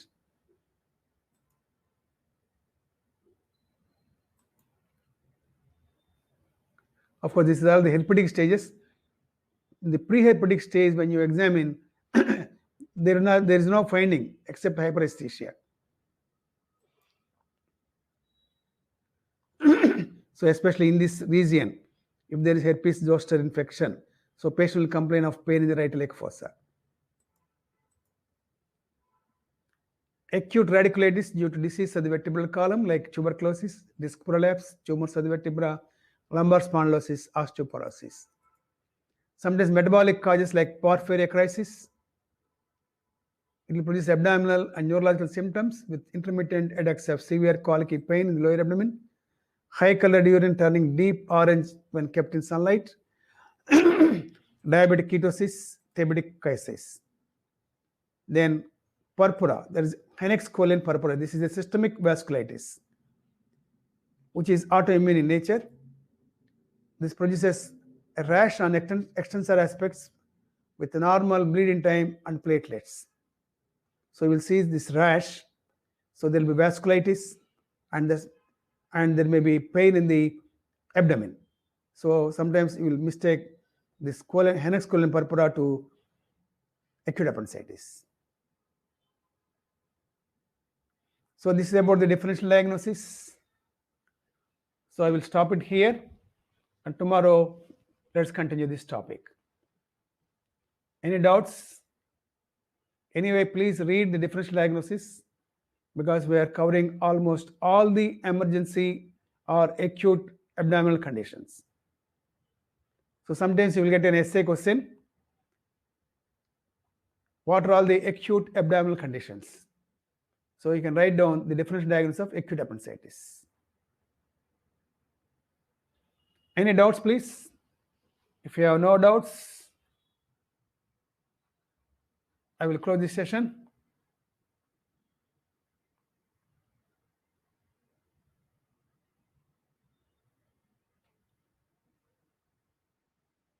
Okay, very good. Santi has a doubt. Why there is right shoulder pain in hemoperitoneum? Yes. Whenever there is hemoperitoneum, when you keep the patient in supine position, flat on the table, or with slightly foot end elevated, the blood in the peritoneum will gravitate to the diaphragm and irritate the diaphragm. So because the diaphragmatic irritation, diaphragm is innervated by phrenic nerve. So the pain is referred to the shoulder. So patient gets pain in the shoulder. Yes, very good. That's called Kerr sign.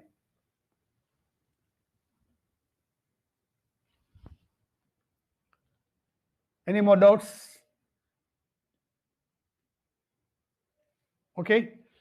If you have no more doubts, let's close this session. Wish you all good night. Thank you. See you tomorrow at the same time.